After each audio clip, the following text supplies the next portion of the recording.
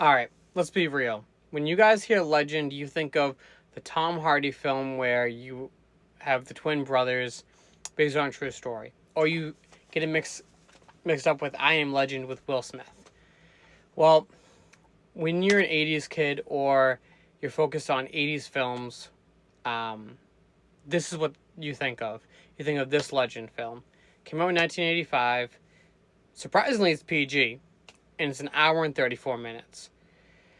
So the cast consists of Tom Cruise as Jack, Mia Sara as Lily, and Tim Curry as Darkness. Now, this film is very fantasy, very mystical, and it kind of portrays the aspect that, you can't have light without the darkness. And even though Tim Curry's character is called Darkness in this, he gives off complete Satan vibes. Now, this soundtrack is absolutely to die for. And the biggest thing that I enjoyed about this film is how smooth the transitions were, and it ended before you even realized it.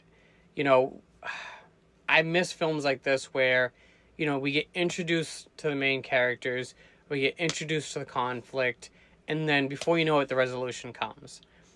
And I feel like a lot of films are too, they drag. When in reality, you could finish a 3-hour film in technically, an hour and a half, 2 hours tops.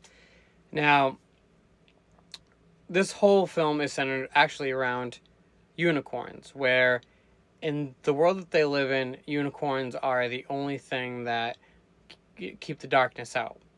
So you have darkness trying to cut off the unicorn's horn and steal the light from the real world.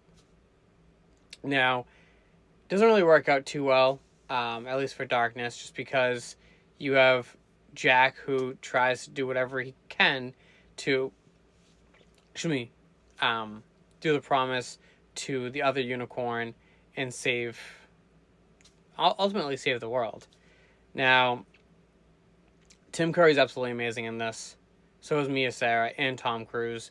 It's one of those films that you're going to want to watch over and over again because the concept was good, the characters were good, and the story was just to the top. And then you add the soundtrack.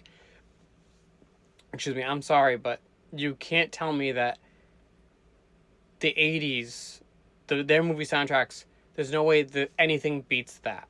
And if you think it does, then you're wrong. Just plain and simple. Now, IMDb gave it a 6.3 out of 10. I give it a 4 out of 5. I'll watch it over and over again. I just bought the Blu-ray, which I'm glad I did because, crazily enough, there is nowhere to stream this.